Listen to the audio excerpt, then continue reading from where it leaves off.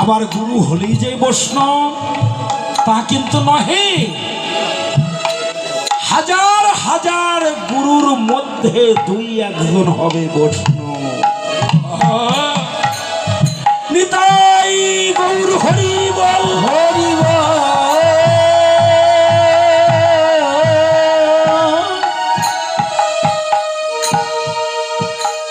কথাটি আবার শ্রবণ করুন। কোটি কোটি মানুষের মধ্যে দুই একজন হয় সাধু,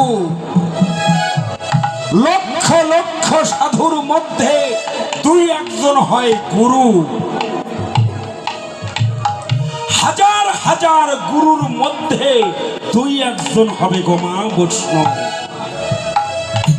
গুরু হলে যে বৈষ্ণব হয় তাহাও কিন্তু নয়। হাজার হাজার একসঙ্গে সিরিয়ালে মন্ত্র দিচ্ছে, শিষ্য জানে না গুরুর নাম, গুরু জানে না শিষ্যর কোন বাড়ি। মন্ত্র তো এক পাড়া নিচে বাবা, সবাই সার করি। হ্যাঁ, এহকাল জগতেই গুরুর সামনে দিয়ে ঘোরাঘুরি করছে, বলে তোমার এখনো মন্ত্র হয় নাই। বাবা আপনার কাছে নিয়ে আমি আশ্রয় নিছি বাবা, এখনই চেনে না। হ্যাঁ, এ চেনাচেনি কখন হবে? এখানে যদি না চিনিস বেটা, ভব নদীর পারে যায় চিনব কেমন করে? তাই এখানে চেনা চিনি অভ্যাস করতে হবে। গুরু মন্ত্র নিলে কমন, গুরু মন্ত্র নিতেই হবে। এর সনাতন, এ সনাতনে আবাল বৃদ্ধ বনিতা সবাইকে গুরু মন্ত্র গ্রহণ করতে হবে। গুরু মন্ত্র না নেওয়ার কোনো অপশন নেই, মন্ত্র নিতে হবে। তো মন্ত্র যদি নেই তাহলে ওই গুরুদেবের সঙ্গে যেন সম্বন্ধ ভালো থাকে। যখন মন্ত্র দেবে তখন গুরুদেব হবে পিতা, আর আমি মন্ত্র গ্রহণ করলাম, আমি হব তার সন্তান। এখন গুরুদেব পেয়ে গেছে, এখন সংবাদ নিলাম বাবা গুরুদেবের যে আছে তো কেউ না কেউ, তো বাবার অনুষ্ঠান কবে হবে? অমুক দিন 10 দিন হবে, 11 দিনের দিনে মহাপ্রভুর ভোগ হবে। বাহ, গুরুর বেলায় খুব ভালো হলো। এখন শিষ্য যখন পেয়ে যাবে, গ্রামের মোসবাগানে মোটা মোটা কিছু দেওয়ানি আছে না? হ্যাঁ, এরা এখন বিধান দিচ্ছে গুরু মরছে মরছে, 11 দিন হয়েছে হয়েছে, ওটা গুরুর ব্যাপার। কিন্তু তুই আমার গ্রামে থাকিস না, তোর 16 দিন 13 দিন 1 মাস পালন করে। কি মর্যাদা! এইদিকে একাদশী 3 দিন, এইদিকে বর্ণ ভেদে আসিয়া শ্রাদ্ধ হচ্ছে এখন 4 দিন। সনাতনের ঠ্যাঙ্গের অভাব নাই। হ্যাঁ, আচ্ছা এগুলা করলে কি হবে গো? সম্ভব নয়।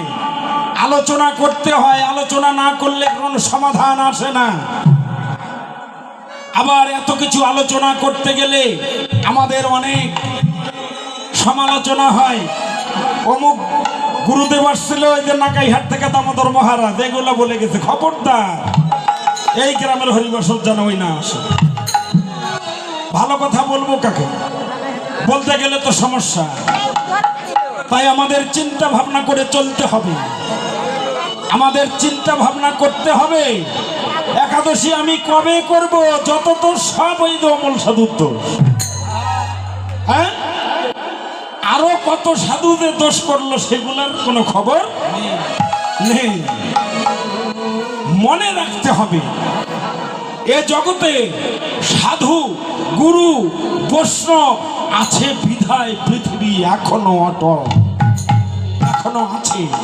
যেদিন এই পৃথিবীতে কোনো সাধু থাকবে না, কোনো ধর্ম থাকবে না, সেদিন এই পৃথিবীও থাকবে না।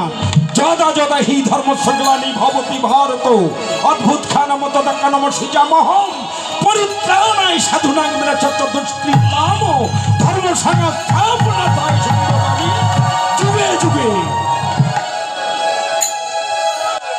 গীতা শাস্ত্রে প্রমাণ করে দিলেন এই পৃথিবীতে যখন ধর্ম কমে যায়, অধর্মের প্রাদুর্ভাব বেড়ে যায়, তখন আমি ভগবান আমি অবতীর্ণ হই এই ধরাধামে। কিভাবে? সাধু রূপে, গুরু রূপে, বৈষ্ণব রূপে। জানি না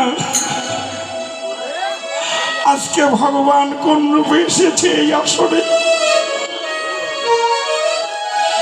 আমি যতটুকু শাস্ত্র দেখেছি, যতটুকু সাধুগুরু বৈষ্ণবের বদনে শুনেছি, যদি একের অধিক ভক্ত বসে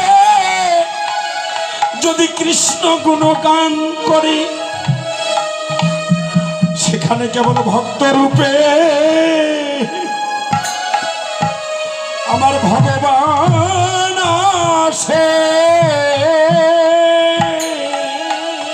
সেখানে কেবল ভক্ত রূপে